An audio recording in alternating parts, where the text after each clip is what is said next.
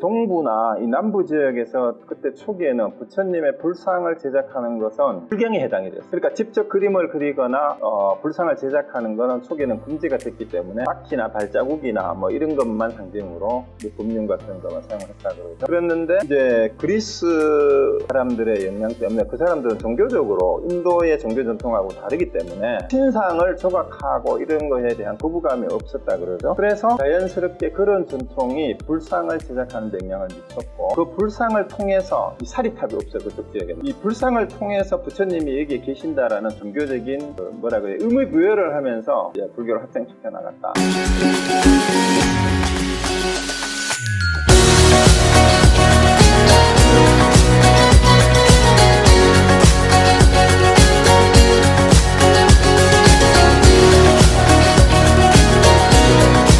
그 다음에 또 하나가 마지막에 승단의 경전결집은 우리 지난번에 부파불교하고 경전결집 과정을 쭉 봤어요. 다른 민간 전승이 있었다라는 설이 있잖아요. 거기에 1차 결집 때부터 거기에 참석하지 못했던 다른 제자들하고 신도들이 다른 암송대회를 했다라는 기록이 있어요. 그리고 또 이제 초기 불교하고 2차, 3차까지 거의 경전 결집에 참여했던 사람들은 출가 수행자 위주로, 특히 1차 결집에서는 아라한이 된 사람들만 경전 결집에 들어갔으니까 거기에 포함되지 않은 사람들, 그 다음에 민간 전승의 가능성이라는 건 뭐냐 하면, 부처님이 그 초기 경전을 봐도 제가 자들한테도 만나가지고 법문을 많이 했잖아요. 출가 수행자들한테만 한 게 아니라. 그러면 경전 결집 과정에서 스님들은 자기들이 들었던 것만 암송할 수밖에 없어요. 자기들이 참석하지 않은 제가 신자들에게 부처님이 했던 법문을 알 수가 없죠. 자기들이 참석 안 하고 부처님이 제가 신도 집에 가서 만약에 했다면. 그러니까 민간에서도 부처님의 말씀을 듣고 이제 그 암송하는 전문적인 수행생하고는 좀 다르지만 이제 들었던 얘기하고 본생담하고 이게 결합이 돼가지고 다르게 전승돼 와서 가능성이 충분히 있다라는 거예요. 이제 그게 예를 들어서 법화경과 유마경 같은 거를 보면은요, 사뭇 기존의 초기 경전이나 이런 거하고 다르게 부처님의 당대 10대 제자들을 굉장히 희화화해가지고 막 까버리고 우습게 수준이 낮은 것처럼 이렇게 해버리잖아요. 그러면서 이제 유마가사 같은 경우나 나중에 승만경 같은 데도 그런 게 나오지만, 제가 신자가 오히려 유마가사는 제가 신자인데도 불구하고 부처님의 10대 제자나 많은 보살들까지도 꼼짝 못하게 할 정도로 제가 신도가 더 이제 우월하다는 이런 걸 은근히 내비쳐요. 이제 그런 거를 보면 이 대승불교가 이런 것들이 같이 결합이 돼가지고 다양하게 상호 영향을 주고 받으면서 이제 그 인도에서는 또 힌두교에 밀리고 이러는 과정에서 이제 거의 영향력이 이제 감소하면서 이제 티벳으로 중국으로 넘어와서 한국까지 이제 전해되는 과정이, 이게 인도하고 다르게 이 문헌들이 한꺼번에 전달되기도 하고 따로따로, 이제 인도에서 늦게 출발했는 게 이제 그 역경을 한 스님들이나 이제 인도를 방문했는 스님들이 어느 지역을 방문했냐에 따라서 가지고 오는 경전이 다르니까 그게 티벳이나 인도, 중국에는 먼저 들어올 수도 있고 이게 막 안 맞는 거예요. 그래서 이런 것들이 다 서로 뒤섞여가지고 다양한 형태로 대승불교가 성립이 됐다라는 게 이제 최근에 학자들의 설이에요. 그래서 초기 일본 학자들이 주장했던 대승부 관련설이나 불탑신앙 관련설은 크게 영향이 없는 것으로, 오히려 여기 뒤에 3, 4, 5, 6, 7번의 영향이 오히려 대승불교를 태동하게 한 배경이 됐다라고 하는 게 지금 학계 분위기가 이제 이런 쪽으로 가는 것 같아요. 그래서 옛날에 나온 개론책에 보면은 대부분이 2번을 이제 대승불교의 저거라고 이렇게 얘기를 해놨어요. 본생담하고 이런 것만. 자, 그 정도로 하고요. 그러면 이제 초기 불교하고 대승불교, 특히 부파불교하고는 어떤 차이가 있는가 하는 거예요. 근데 대승불교, 특히 이제 반야부 그 계통에서 많이 강조를 하는 거지만, 공사상이나 제법 실상, 제법 공상이라는 것은 반야부뿐만이 아니라 이제 법화 사상이나 함 사상이 또 선불교까지 일관되게 공통적으로 특히 유마경 같은 데도 마찬가지예요. 이 공사상이 반야 사상이 밑바탕에 깔려 있어요. 이게 이제 제법 실상에 대한 것을 이제 초기 불교하고 다르게 이거를 강조하는데, 특히 이제 반야신경에서 여러분 잘 아는 색지시경 공덕지생이란 말이나, 그 다음에 심지어는 깨달음을 얻을 것조차도 없다. 생사가 본래 없다. 구제해야 될 중생도 본래 없다. 이런 얘기 앞에는 이제 윤회도 마찬가지예요. 윤회를 극복한다 그러는데, 윤회는 극복하는 게 아니라 윤회가 허상이라는 거예요. 허상. 윤회가 허상이고 가짜라는 거예요. 그 윤회가 환상이라는 걸 알면 벗어내야 될 게 원래 없다라는 거예요. 생사가 본래 없다라는 거, 윤회가 본래 없다라는 얘기랑 똑같은 거예요. 대승불교에 와가지고 이제 이게 관점이 완전히 달라지는 거죠. 구제해야 될 중생도 본래 없다. 깨달을 것도 본래 없다. 이게 이제 무지영무득으로 반야신경은 이렇게 나중에 이제 다시 반야사상 할 때 한 번 더 할 겁니다. 그러면서 반야를 강조를 해요. 반야 지혜는 초기의 단순한 지혜하고 또 다릅니다. 그래서 반야신경에 보리살타, 그 다음에 삼세 제불이 모두 반야바라밀다에 의존을 했다. 그렇기 때문에 반야바라밀다를 알아라. 그래서 고지반야바라밀다 시대신주 시대명주 해가지고 그 반야신경이 그렇게 이제 얘기가 되잖아요. 이 반야가 뭐냐? 그래서 초기에도 물론 이 말이 있었지만, 이 반야를 이해하는 것이 공사상을 이해하는 거고, 대승불교를 이해하는 가장 기초적인 밑바탕이 되는 거다라고 할 수 있어요. 근데 반야가 뿔아지나?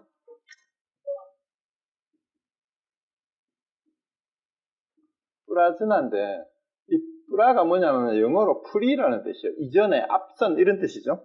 이전. 앞에 이런 뜻이고, 지나는 여기 knowledge라는 뜻이에요. 지식, 암이라는 뜻이죠.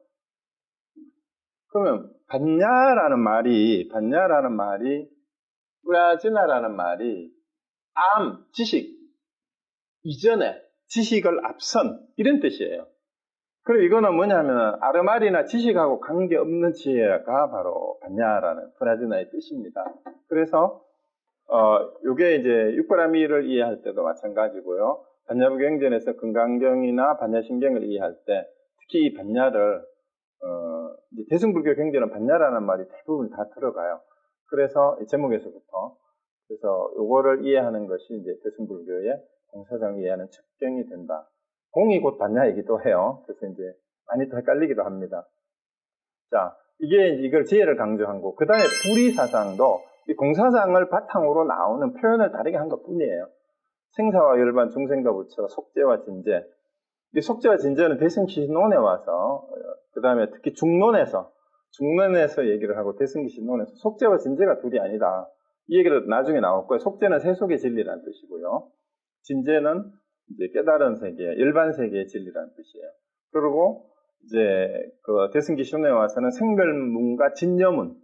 근데 이것이 다 1심에서 나왔다. 이런 것이 이제 불의사상이라고 할 수 있고, 생사와 열반이 둘이 아니고, 심지어는 생과 사가 둘이 아니다라고도 얘기를 할 수가 있습니다. 그리고 반야신경에 나오는 것은 불생불멸이라는 얘기는 생사가 없다라는 얘기예요.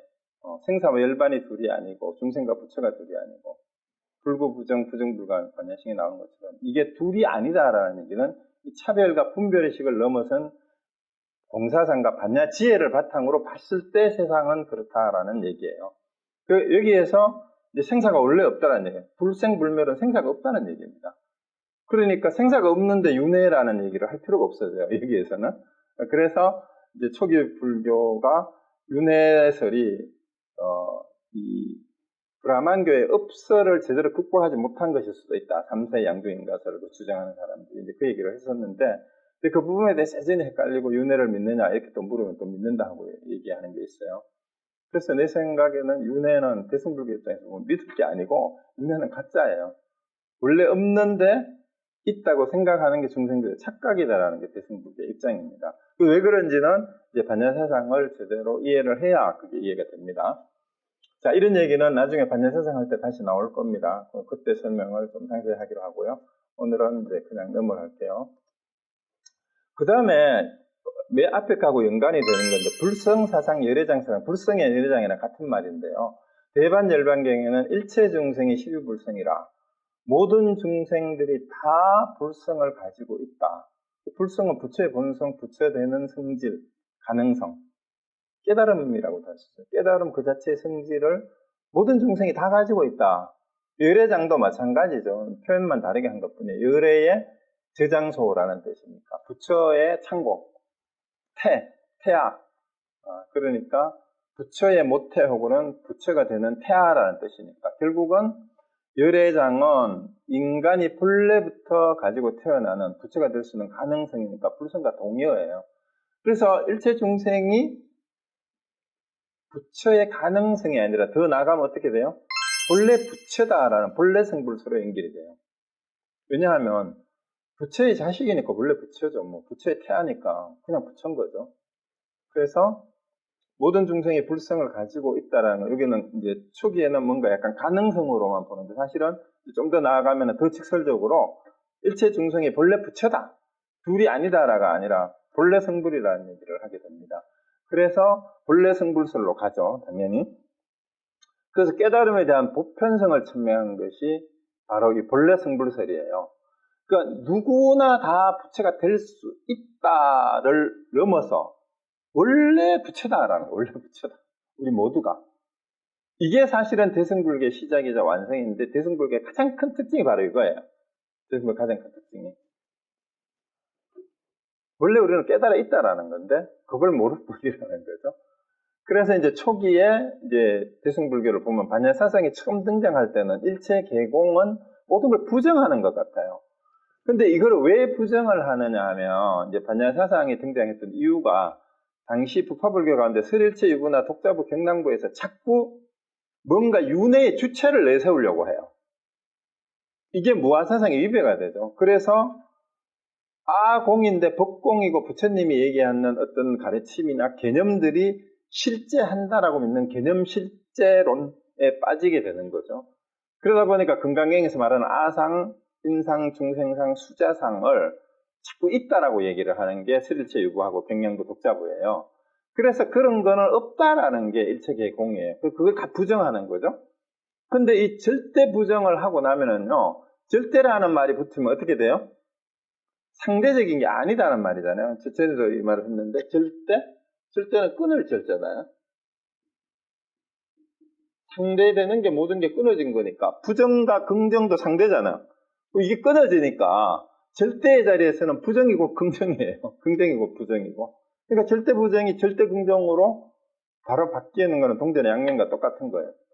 일체 개공이기 때문에 특별히 중생과 부처를 구별할 게 없고 이 세상의 모든 중생이 본래 부처다. 이렇게 그냥 바로 직설적으로 가는 거죠.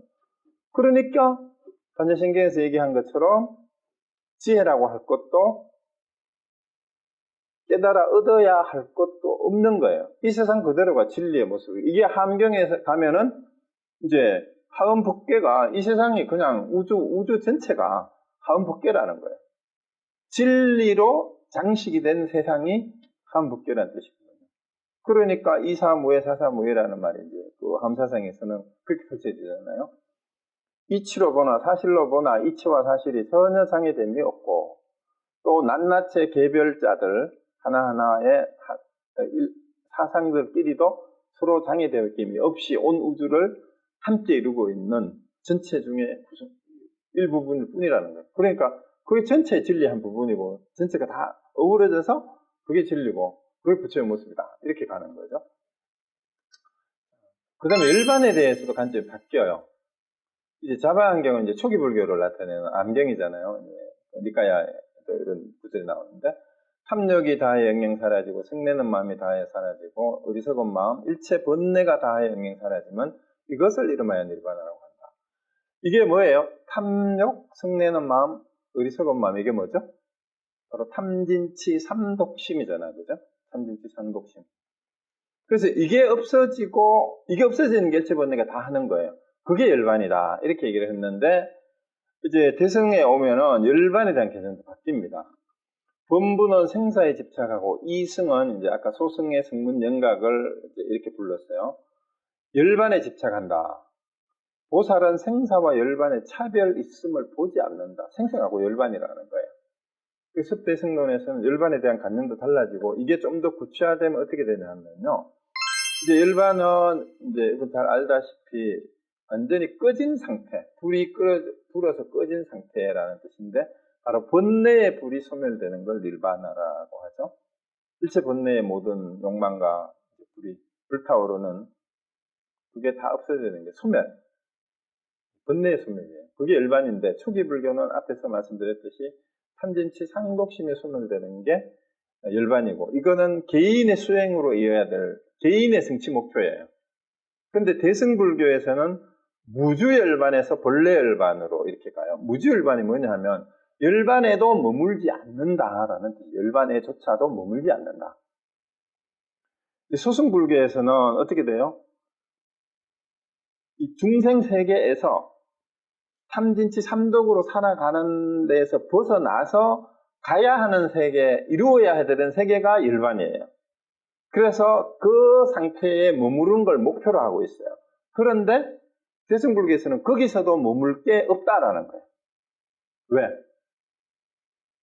우리가 살아가는 삶 자체가 본래 열반이에요. 이게 본래 열반이란 말은 본래 부처라는 말하고 그리고 마찬가지죠.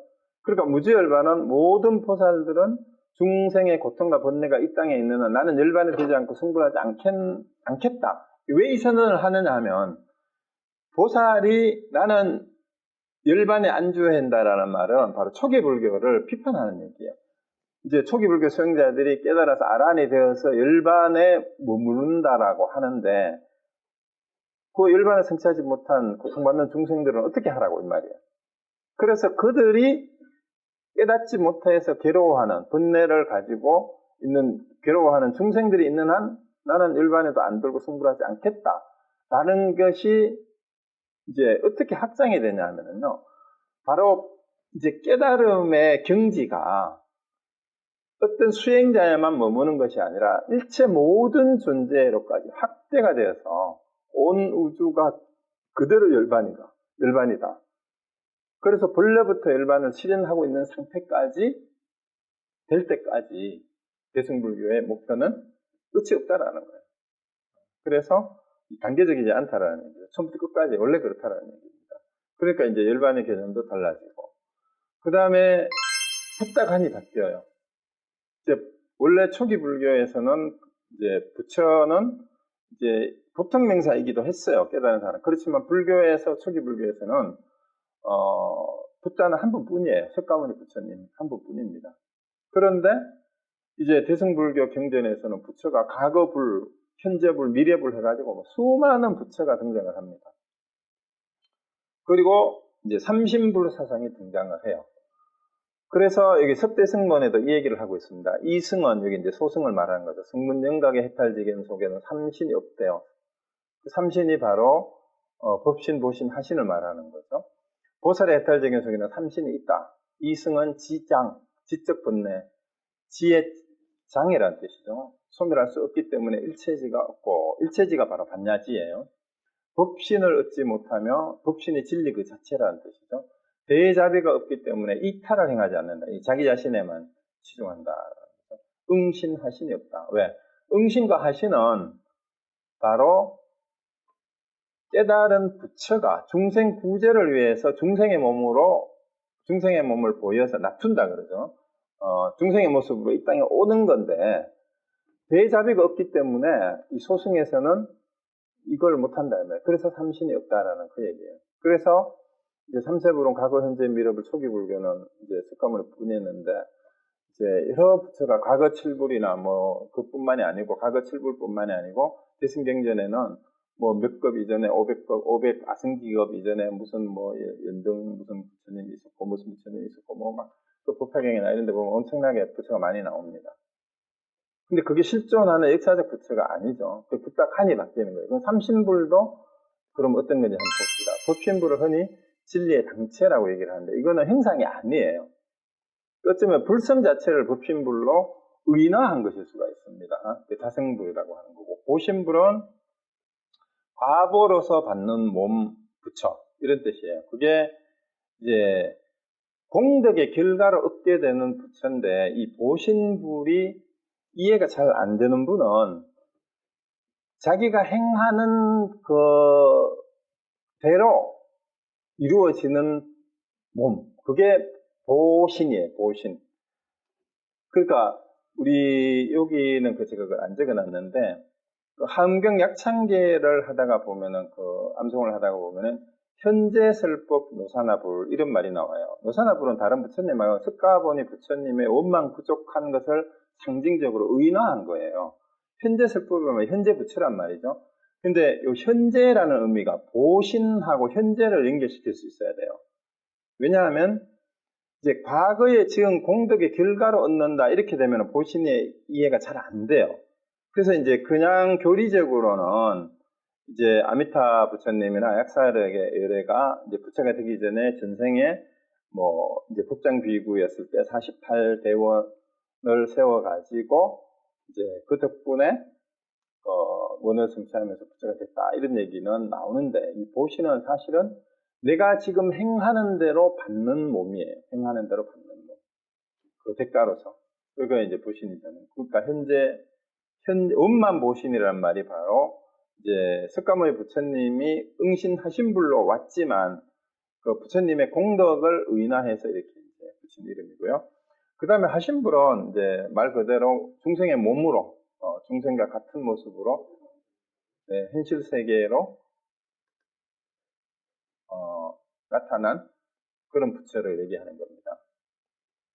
그리고 이제 그래서 1100억 화신 석가모니 불, 과거 7불, 미래의 미륵불도 일종의 화신불이에요. 나중에 과거이고 현재이긴 하지만 실제 왔다라고 본다라면은 그 다음에